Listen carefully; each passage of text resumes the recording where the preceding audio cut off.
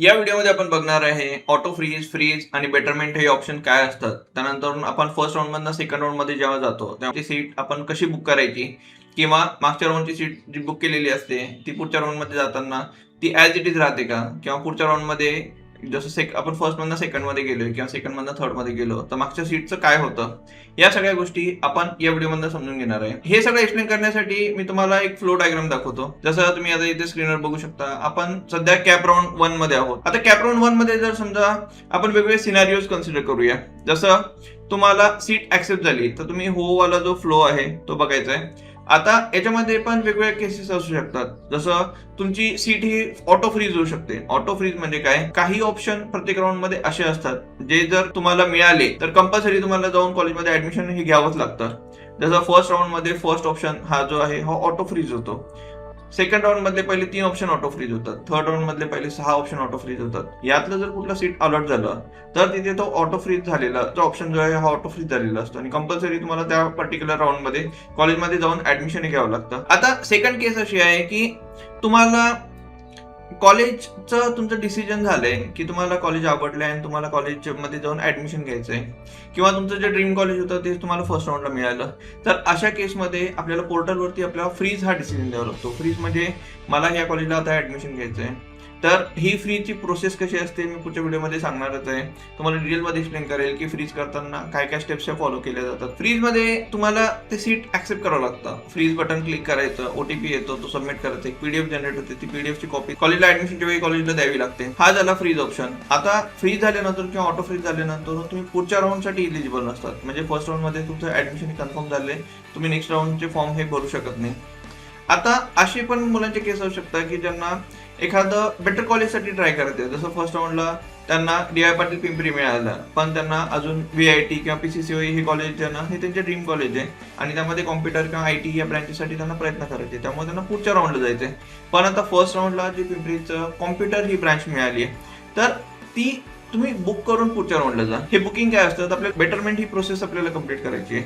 तर या प्रोसेसमध्ये आपल्याला काय करावं लागतं, मागची सीट बुक करण्यासाठी आपल्याला 1000 रुपीज जे आहे ते वन टाइम फीस असते ही पे करायची, जेणेकरून तुमचं फर्स्ट राऊंडचं सीट हे तुम्हाला फिक्स करून दिलं जातं आणि तुम्ही पुढच्या राऊंडचे फॉर्म्स हे भरू शकता. आता पुढच्या राऊंड मध्ये जसं आपण फर्स्ट राऊंडचे कॅप राऊंड 1 चे फॉर्म भरले तसेच सेकंडचे कॅप राऊंडचे पण फॉर्म भरायचे आहेत आणि तिथे पण ह्या सगळ्या गोष्टी होणार आहेत. तुम्हाला सीट एक तर ऑटो फ्रीज होऊ शकते, फ्रीज होऊ शकते किंवा बेटरमेंट होऊ शकतं. आता दुसरे असे बरेच मुलं असतील की ज्यांना कुठली सीट अलॉट झाली नाहीये, तर तुम्ही हा जो नाही वाला फ्लो आहे तो बघू शकता आणि तुम्हाला अशा केसमध्ये जर कुठली सीट अलॉट झाली नाही तर तुमच्या पुढचे जेवढे पण राऊंड्स आहेत त्याचे फॉर्म तुम्ही भरू शकता. फक्त पुढचे राऊंड भरताना एक लक्षात ठेवा, मॅक्सिमम सीट जे आहेत 60-70% हे फर्स्ट राऊंड मध्ये मुलं होल्ड करून ठेवतात, त्या सीट्स रिलीज होत नाही, त्यामुळे सेकंड राऊंडचा कट ऑफ थोडासा वाढू शकतो. आता याच्यासाठी तुम्हाला काय करायचं की ऍटलीस्ट एक कुठलं तरी ऑप्शन तुम्हाला मिळालेलं पाहिजे. यासाठी नंबर ऑफ कॉलेज तुम्ही जे टाकलेत फर्स्ट राऊंड मध्ये ते अजून तुम्हाला वाढवण्याची गरज आहे, कारण जे फर्स्ट राऊंडला तुम्ही खाली टाकलं होतं कॉलेज ते पण आता बुक झालेलं असू शकतं, त्यामुळे ते पण मिळण्याचे चान्सेस हे कमी होतात. अशा वेळी तुम्हाला नंबर ऑफ ऑप्शन जे आहेत ते तुम्हाला वाढवायचे. आता मी फर्स्ट राऊंड आपला कम्प्लीट झाला, आता आपण येऊ सेकंड राऊंड मध्ये. आता सेकंड राऊंड मध्ये आलो तर सेकंड राऊंड मध्ये पण सेम केस येते.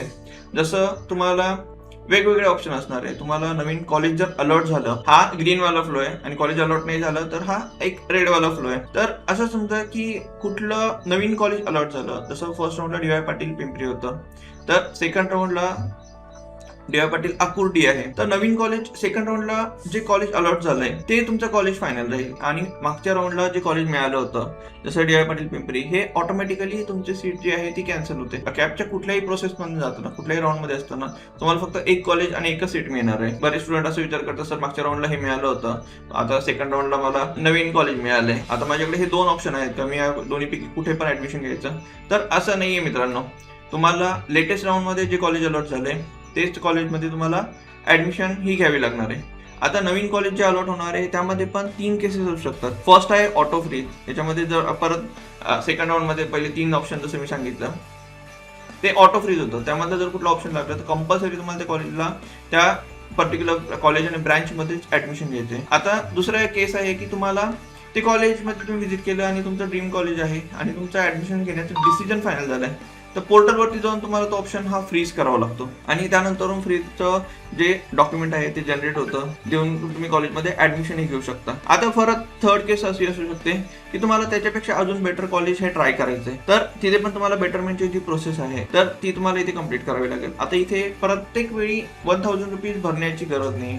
1000 रुपीज जे आपण फर्स्ट राऊंडला भरली आहे तर तीच इथे, पण जे मुलांनी फर्स्ट राऊंडला 1000 रुपीज भरले नव्हते, जसं ज्यांना सीटच लागली नाही तर त्यांना तो 1000 रुपीज पे करण्याचा ऑप्शनच येत नाही. तर तशा मुलांना जर सेकंड राऊंडला सीट लागली तर तुम्हाला इथे 1000 रुपीज पे करण्याचा पोर्टलवरती तिथे ऑप्शन दिसेल आणि तो फ्लो जे आपण कम्प्लीट करतो त्यावेळी ऑटोमॅटिकली तो ऑप्शन हा अपिअर होतो. असंच तुम्ही बेटरमेंट करून पुढच्या राऊंडला जाऊ शकता. आता अशी पण एक केस असू शकते की तुम्हाला सेकंड राऊंडला पण कुठलंच कॉलेज नाही मिळालं, फर्स्टला पण नव्हतं मिळालं, सेकंडला पण नाही मिळालं, तर थर्ड आणि फोर्थच्या राऊंड तुम्ही हे फॉर्म पण तुम्ही भरू शकता. आता यामध्ये आपण एक परत बघूया. फर्स्ट राऊंडला तर डी.वाय. पाटीलचं कॉम्प्युटर मिळालं होतं, सेकंड राऊंडला तुम्हाला ऑल इंडिया श्री शिवाजी मेमोरियलचं IT मिळाले. आता तुम्हाला अजून सेकंड राऊंड मधनं थर्ड राऊंड मध्ये बेटरमेंट करायचंय. आता सेकंड राऊंडला तुमचं करंट कॉलेज कुठलं अलर्ट झालंय, ऑल इंडिया श्री शिवाजी मेमोरियलची IT ब्रँच अलर्ट झाली, म्हणजे प्रिव्हियस राऊंडला मिळालेलं डी.वाय. पाटीलचे कॉम्प्युटर ब्रँच ही ऑटोमॅटिकली कॅन्सल होईल. आता सेकंड राऊंडला जे आहे त्याच्यापेक्षा मला बेटर कॉलेज टाकायचे, तर तुम्ही फक्त याच्यापेक्षा जे बेटर कॉलेज आहे तेवढेच कॉलेज टाकायचे. मी बऱ्याच स्टुडंटला सांगत असतो की फर्स्ट कॉलेज अलॉट होईपर्यंत नंबर ऑफ ऑप्शन्स तुम्ही वाढवा, जेणेकरून तुम्हाला सीट मिळण्याचे चान्सेस वाढतात.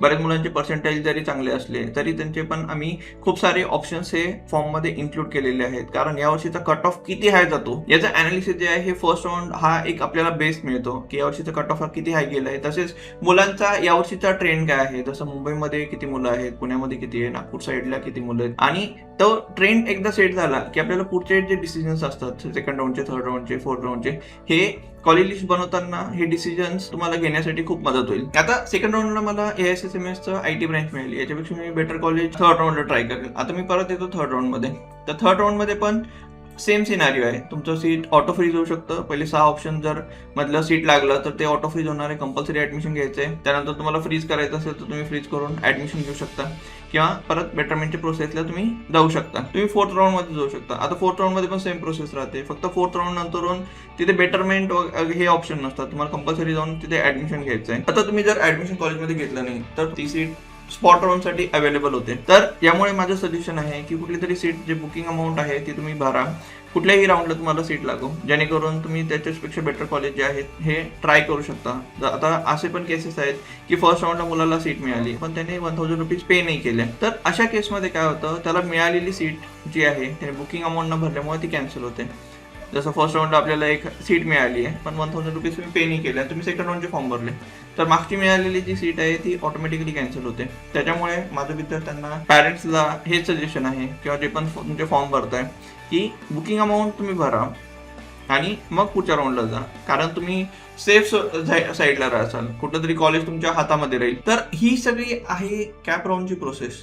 आता यानंतर आपल्याला ज्यावेळी स्पॉट राऊंड मध्ये जायचंय तर स्पॉट राऊंडचे प्रत्येक कॉलेजचे फॉर्म हे तुम्हाला वेगळे भरावे लागणार आहेत आणि ते कसे करायचे किंवा स्पॉट राऊंड साठी अप्लाय कसं करायचं यासाठी मी सेपरेट व्हिडिओ बनवेल आणि त्यामध्ये सगळी प्रोसेस डिटेलमध्ये एक्सप्लेन करेल. तसेच एक लक्षात ठेवा मित्रांनो, स्पॉट राऊंड मध्ये जाताना कॅप राऊंड मधलं तुमचं जे सीट आहे ते मिळालेलं सीट आहे तुमचं, तिथे तुम्ही ऍडमिशन घेऊन ठेवा. जसं फोर्थ राऊंडला कुठलं तरी कॉलेज मिळालंय ओके आणि तुम्हाला अजून याच्यापेक्षा बेटर कॉलेज हे ट्राय करायचे, तर फोर्थ राऊंडला कॉलेजमध्ये जाऊन ऍडमिशनची प्रोसेस तुम्ही कम्प्लीट करा आणि त्याच्यापेक्षा बेटर कॉलेज जे आहे हे स्पॉट राऊंडला मिळवायचा प्रयत्न करा. स्पॉट राऊंडला पण बरेच सीट्स अवेलेबल असतात आणि स्पॉट राऊंडला जर एखादं सीट अवेलेबल आहे आणि ते तुम्हाला घ्यायचं आहे तर स्पॉट राऊंड मध्ये पण तुम्ही ऍडमिशन घेऊ शकता. अशा वेळी तुम्हाला काय होतं की कॅप राऊंड मध्ये मिळालेलं सीट हे कॉलेजमध्ये, त्या कॉलेजमध्ये जाऊन लेटर त्यांना द्यावं लागतं, ते तुमचे ओरिजिनल डॉक्युमेंट्स फीस हे सगळे परत करतील आणि स्पॉट राऊंड मध्ये तुम्हाला जे पण सीट मिळालेलं आहे ते तुमचं फायनल सीट राहील. अशा पद्धतीने तुम्हाला खूप चांगलं कॉलेज कसं मिळेल यासाठी ही सगळी कॅप प्रोसेस जी आहे ही खूप छान डिझाईन केली आहे मला ही, म्हणजे आणि ट्रान्सपरंट प्रोसेस आहे. जसं तुम्हाला कुठलं कॉलेज मिळालंय हे सगळं तुम्हाला दिसतंय. तर शेड्यूल पण फिक्स आहे.